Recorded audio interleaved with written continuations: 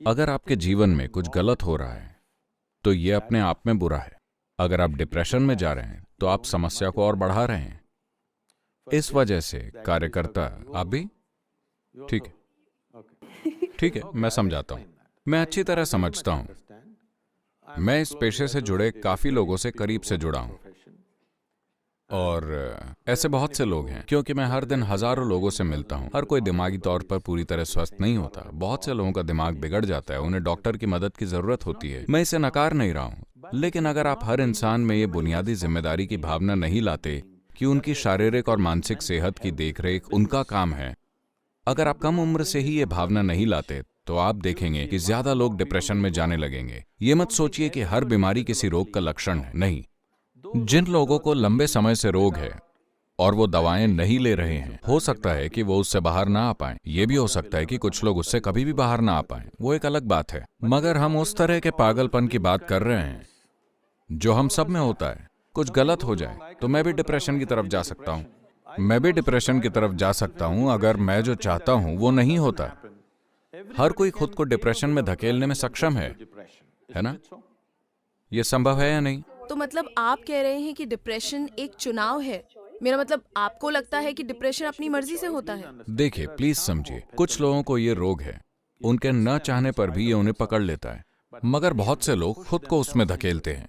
मान लीजिए आप बहुत गुस्से में हैं, आप क्या शब्द इस्तेमाल करेंगे? मैं पागल हो गया हूं। तो आप चेतना में अपनी इच्छा से पागल हो रहे हैं क्योंकि आपको समाज में कुछ नतीजे मिले।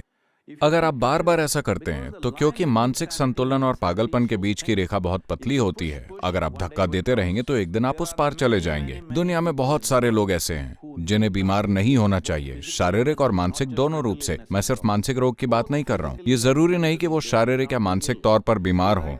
देखिए, पिछले 50 सालों में हृदय की लाखों सर्जरीज हुई हैं। आज सर्जन साफ साफ कह रहे हैं कि अगर आप रेड मीट छोड़ दें, अगर सही भोजन खाएं, कसरत करें तो आपको सर्जरी की जरूरत नहीं पड़ेगी। क्या ये आपकी कार्डियोलॉजी के खिलाफ है? मनोविज्ञान इतना असुरक्षित पेशा क्यों है? बिल्कुल नहीं। डायग्नोसिस एक कसौटी होती है। मैं उदास हो सकती हूँ, मैं बहुत उदास हो सकती हूँ, मगर इसका मतलब ये नहीं है कि मैं डिप्रेशन में हूँ। उदासी मेरी अपनी बनाई हुई है। देखिए, ये कौन नहीं जानता। क्या मैं इतना नहीं समझ सकता कि उदासी और डिप्रेशन में फर्क है? मगर क्या यह संभव है कि कई लोग अपने जीवन के कुछ खास समय में खुद को डिप्रेशन की स्थिति में धकेल देते हैं और वही लोग पक्का इरादा करके उससे बाहर भी आ जाते हैं? क्या ऐसा है? हजारों लोग, ऐसा है या नहीं? बहुत से लोग। तो मैं कह रहा हूं कि कई संभावनाएं हैं। हर किसी को रसायनों की जरूरत नहीं है।